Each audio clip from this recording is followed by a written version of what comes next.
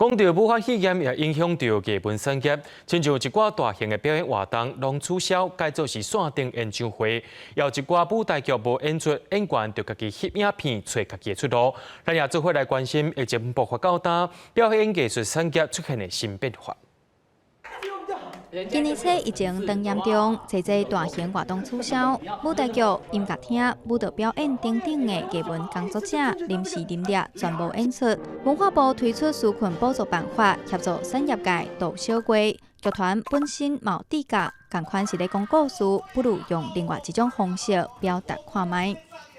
线上剧场如果要拍得精彩，就是要这样拍才行。这一点都不行。所以总监的意思是要有剧场的元素。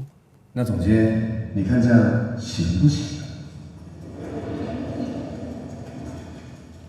因为疫情的关系，阮家己有做一寡网络影片啊，嘿啊，即马因为做网络影片，做大家拢知，啊，尾也一寡场馆，像什么魏武营啊、台中歌剧院啊，还是国家戏剧院，国家戏剧院，嘿啊，因拢会找阮去拍片，都有甲阮叫过啦。嘿啊。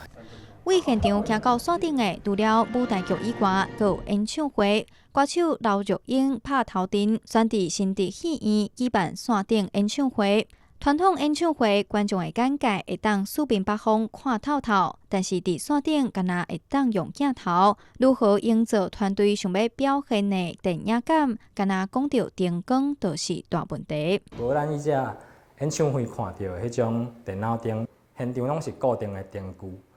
固定的灯具歹处理的就是讲，比如本来设计是爱刘若英歌手坐伫遮，伊可能小小啊偏一寡歌啊，阮的灯光师就是爱叫伊的助理现场去刷迄灯具。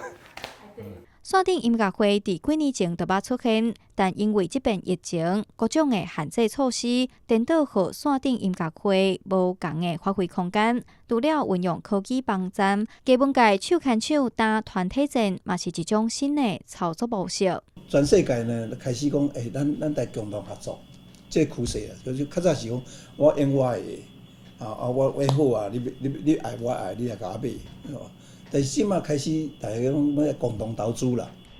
即阵疫情虽然得到控制，但也未结束。这实体表演各不将开始转型，所谓的应用参与，正做市场的模式。但是目前大部分的线顶演出拢是免费，未来若加入收费机制，民众敢有要坐单，对产业界来讲，才是上大的考验。记者杨淑晴、邵桂林、林旭凯台北报道。